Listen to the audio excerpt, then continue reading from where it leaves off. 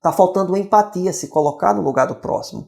Então, não vai adiantar aí comércio fechar, restringir a atividade econômica, que realmente há necessidade em alguns casos, mas se não houver uma conscientização da população como um todo, que use a máscara, que mantenha o distanciamento, que evite todo esse desrespeito que a gente tem visto aí na televisão com festas, com aglomerações. Olá, este é mais um vídeo do nosso canal Finanças Agradáveis e o assunto de hoje vai ser a macroeconomia. Nós vamos falar um pouco sobre as expectativas para a economia brasileira para o próximo ano. Eu aproveito aqui para convidar, para você se inscrever no canal, curtir, compartilhar e vamos levar o conhecimento de economia ao maior número de pessoas. E o conhecimento de uma maneira mais simples, mais fácil, sem o economês. Ok? Bom, e aí? Estamos chegando no final do ano de 2020, um ano aí muito difícil, com uma crise sanitária sem precedentes na história, uma crise econômica também tão grave, pior até que uma guerra, pior que alguma bolha, tipo a bolha das ações na Bolsa de Valores, porque são situações mais localizadas. Uma guerra é localizada, uma bolha tem uma localização. Claro que todas essas questões têm efeitos mundiais, mas são localizadas, sabendo a origem, mais fácil de corrigir. Mas quando a gente pega uma pandemia, que é no mundo todo, então um ano muito difícil, tanto do ponto de vista da saúde pública e dos impactos na economia. E quais são as expectativas que a gente tem, que os economistas têm, os especialistas para 2021? As expectativas não são muito otimistas. Isso tudo vai muito depender da evolução da pandemia, da questão da vacinação, isso tudo que vai influenciar. Então, como ainda está um ambiente muito incerto, as variáveis macroeconômicas também sofrem com essa incerteza. A gente ainda não sabe se o auxílio emergencial vai continuar. A ideia inicial eram 3 meses, aumentou para mais alguns meses com um valor menor e a gente não sabe como que vai ficar essa questão do auxílio emergencial em 2021, se realmente ele vai ser encerrado ou ele vai continuar. É importante ressaltar que auxílio é algo temporário, não é algo permanente. Mas se a crise se agrava, se a pandemia demora mais ainda para passar, muita gente acaba encontrando no auxílio emergencial a maneira de colocar comida dentro de casa. Para vocês terem uma ideia, eu tenho alguns números aqui. 67 milhões de brasileiros foram beneficiados com o auxílio emergencial. E isso foi muito importante, não só do ponto de vista das pessoas que estavam aí desempregadas, que puderam passar a se alimentar, e do ponto de vista de contribuir para o crescimento da economia. De acordo com o IBGE, o PIB cresceu no terceiro trimestre deste ano de 2020, 7,7% em relação ao segundo trimestre desse ano. Então, um crescimento elevado, mas ainda não houve uma recuperação total das perdas causadas pela pandemia. E, de acordo com o IBGE, o principal motor para esse crescimento foi o auxílio emergencial. Por quê? Porque as pessoas recebem o dinheiro, então elas vão às compras, elas se alimentam, isso reaquece aí a economia. Então, esse número de 7,7% é um número, sim, expressivo, porém insuficiente para recuperar as perdas causadas pela pandemia. Então surge aí essa questão da incógnita. Como que vai ficar aí para o início do ano que vem? Porque a recuperação da economia está se dando de uma maneira lenta. 7,7% de alta é um valor expressivo, mas em cima de algo que havia caído muito. Então vai depender muito, como eu falei no início, da vacina, do avanço aí ou recuo da pandemia.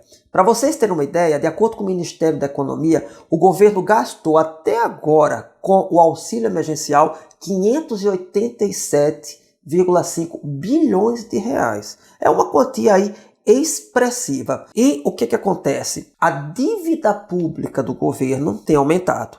E ela chegou agora, em outubro, a 90% do PIB. Um valor aí alto. Então, se a gente tem uma economia que não cresce e as despesas aumentam, o governo vai ter que se endividar. Porque se a economia não cresce, o governo arrecada menos. E se as despesas do governo continuam aumentando, como é o caso, por exemplo, do auxílio emergencial, ele vai ter que se endividar. E ao se endividar, como? Vendendo mais títulos da dívida pública. E para que ele possa fazer com que o mercado compre esses títulos, pagando os juros mais altos. A Selic, que é a taxa básica de juros da economia, está em 2% ao ano, menor patamar da história. Mas tem títulos públicos com vencimento aí nos próximos 10 anos que já estão sendo comercializados a 10% ao ano. A Selic está em 2%, tem aí um título Tesouro Inflação para 2035 pagando quase 4% ao ano, mais o que der o IPCA. O IPCA dos últimos 12 meses está em torno de 3,20%. Então, só para a gente fazer uma conta simples, 4 mais 3,20 dá 7,20% ao ano. Então, quer dizer, 3 vezes mais da Selic. Então, o que acontece? O aumento da dívida aumenta a necessidade de financiamento do governo, que faz com que no curto prazo, os agentes econômicos para emprestar dinheiro para o governo só vão fazer isso mediante juros mais altos. E esse é um problema muito sério. Por quê? Porque juros mais altos retroalimentam a dívida pública. O governo se endivida pagando juros mais altos, a dívida dele vai aumentar.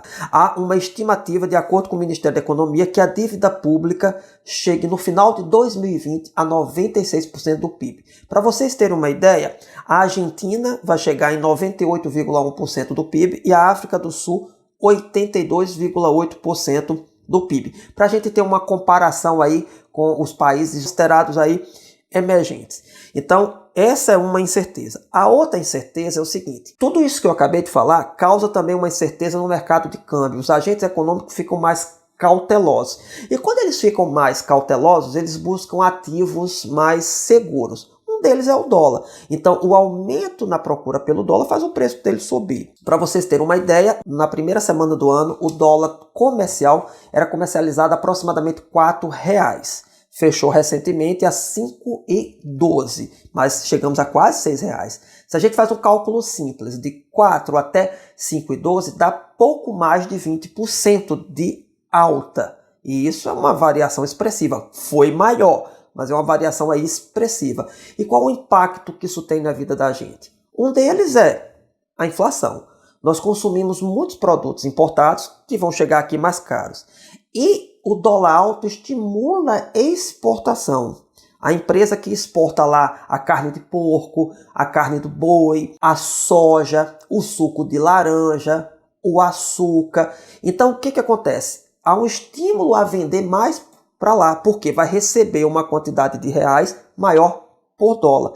Então, o que acontece? Além dos produtos que vêm lá de fora mais caros, a gente vendendo muito lá para fora, é bom porque ajuda a economia a crescer, ajuda a gerar emprego, porém pode faltar aqui dentro. Faltando aqui dentro, o preço sobe e tem pressionado a inflação, como a gente tem visto aí no óleo de soja, no arroz, entre outros. Mas olha como essas variáveis macroeconômicas estão todas interligadas. Eu falei de dívida pública aumentando, que aumenta a questão dos juros mais altos contribuem para que a dívida pública seja retroalimentada para cima e isso aumenta a incerteza que pressiona o dólar para cima. Um dólar para cima, ele contribui para uma inflação mais alta e ainda tem mais. Se a inflação continuar subindo, o governo que vinha reduzindo a Selic pode fazer com que ela volte a subir no ano que vem. A gente sabe que uma Selic alta desestimula o quê? A demanda agregada, desestimula o consumo para dar uma freada aí na inflação, mas não afeta quando a inflação é de demanda por alimentos.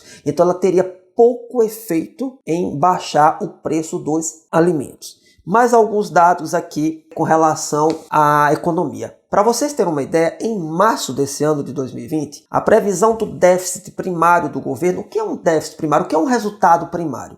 É quanto que o governo arrecada menos quanto que ele gasta. E nesse gasto não entra pagamento de juros da dívida pública, ok? O que ele arrecada, toda a arrecadação tributária com impostos, contribuições, taxas, toda essa arrecadação e menos os gastos. Gastos com servidores públicos, gastos com os seus fornecedores, não entra o pagamento de juros da dívida. Havia uma estimativa antes da pandemia da gente fechar o ano com aproximadamente um déficit de 124,1 bilhões de reais, ou seja, o governo gastaria mais do que ele arrecadava nesse montante. Para vocês terem uma ideia, de acordo com o Ministério da Economia, essa estimativa é de fechar o ano com um déficit de 905,4 bilhões, ou seja, 7 vezes mais. E desses 905 bilhões, pouco mais, 880 bilhões,5 é do governo federal. Então, um ano muito difícil para as contas públicas. Quando a gente fala da educação financeira, que eu venho falando aí no canal já tem um bom tempo, né, que é a essência desse canal, eu sempre falei que famílias, empresas e governos também mais organizados, eles sentem menos o impacto da pandemia, sentem menos o impacto negativo de qualquer evento aí, de qualquer sinistro. E se os agentes econômicos estão mais incertos, sejam as empresas, né, no caso os empresários, agentes consumidores, a gente tende a comprar menos. Porque a gente não sabe como é o futuro. Então, como a gente sempre fala na educação financeira, se a gente dá dicas para que as pessoas sejam organizadas no consumo, no momento de incerteza, essa relevância aumenta. Por quê? Se endividar para comprar um automóvel, para entrar no financiamento imobiliário, apesar do setor da construção civil estar bem aquecido, requer uma cautela maior, porque o momento é de incerteza. E se os agentes econômicos estão mais incertos, a economia demora a recuperar, e a economia demorando a recuperar, o desemprego aumenta. Para vocês terem uma ideia do desemprego, houve um aumento de 3,6 milhões de trabalhadores desempregados de maio a outubro. Um aumento de 35,9% nesse período. Hoje, temos, de acordo com o IBGE, 13,8 milhões de pessoas desempregadas. Uma taxa de 14,1%. A gente está falando de desempregados, são aquelas pessoas que estão procurando emprego e não conseguem. Se a gente for contabilizar pessoas que desistiram de procurar, pessoas que aceitaram trabalhar até por... Nem vou falar de aceitar trabalhar por medo, mas desistiram de procurar. São as chamadas desalentadas. Esse número é muito maior. Desistiram porque não encontram, porque cansaram, porque a pandemia está voltando e as pessoas ficam com medo de sair. Então, a situação do desemprego é uma situação delicadíssima. Eu falei o percentual aqui, 14,1%, mas ele não é igual para o país todo. Para vocês terem uma ideia, por região, a maior alta é no Nordeste.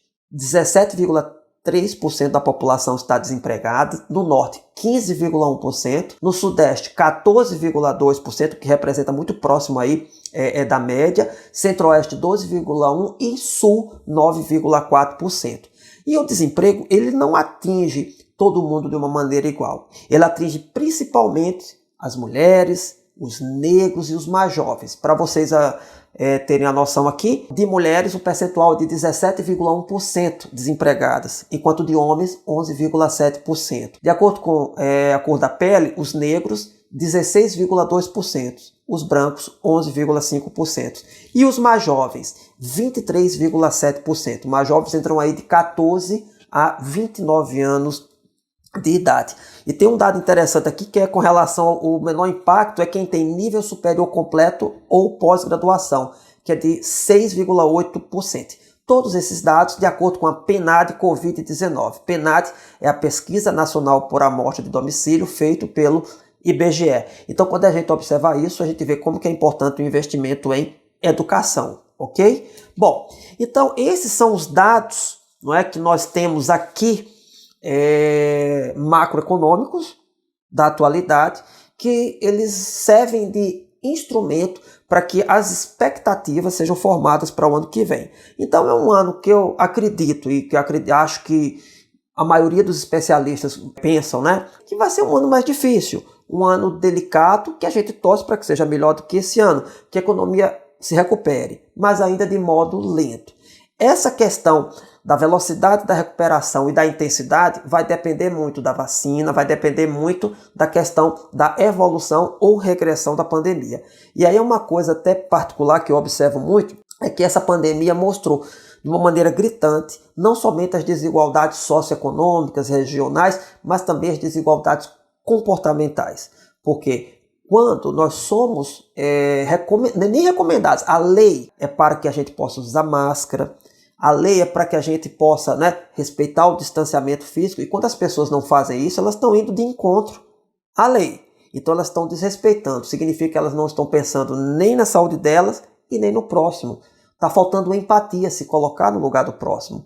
Então, não vai adiantar aí comércio fechar, restringir a atividade econômica, que realmente há necessidade em alguns casos, não é? Mas se não houver uma conscientização da população como um todo, não é? Para poder que a própria população use a máscara, que mantenha o distanciamento, que evite todo esse desrespeito que a gente tem visto aí na televisão com festas, com aglomerações. Então eu faço votos de que a vacinação comece o mais rápido possível, assim que houver a autorização dos órgãos competentes, que a gente possa começar a ter a vacinação em massa, para que a pandemia ela venha a regredir e que a economia volte a se recuperar. Para vocês terem uma ideia, eu tenho outro dado aqui, que é com relação à questão das contas públicas. Para você ter uma ideia, o déficit do governo vinha caindo. O governo ele entrou em déficit desde 2014, ainda quando a Dilma estava terminando o primeiro mandato. E a gente teve toda aquela crise no final de 2014. Então, ali foi de 32,5 bilhões de reais. Em 2015, passou para 111,2. 2016, 155,8, que foram anos terríveis para a economia. Duas quedas abruptas de PIB, aproximadamente 3,5% em cada um desses anos, 2015, 2016. 2017, 2018, 2019, a economia começa a se recuperar com crescimento médio de 1% ao ano. Então, em 2017, o déficit cai de 155 em 2016 para 110,6 bilhões. Em 2018, cai para 108,3. Em 2019, primeiro ano do governo Bolsonaro, caiu para 61,9 bilhões. E esse ano, como eu falei, de acordo com o Ministério da Economia, vai ultrapassar a casa dos 900 bilhões de reais. Tudo isso agravado aí pela crise econômica. Então, se cada um fizer o seu papel em se cuidar e procurar cuidar do próximo, a gente vai contribuir tanto para a nossa saúde, como para a saúde do próximo, como para a saúde da economia. Ok? Gente, então se vocês gostaram do vídeo, eu convido para vocês se inscreverem no canal, curtirem, compartilharem. Vamos levar a economia de uma maneira simples para o maior número de pessoas. Até o próximo vídeo.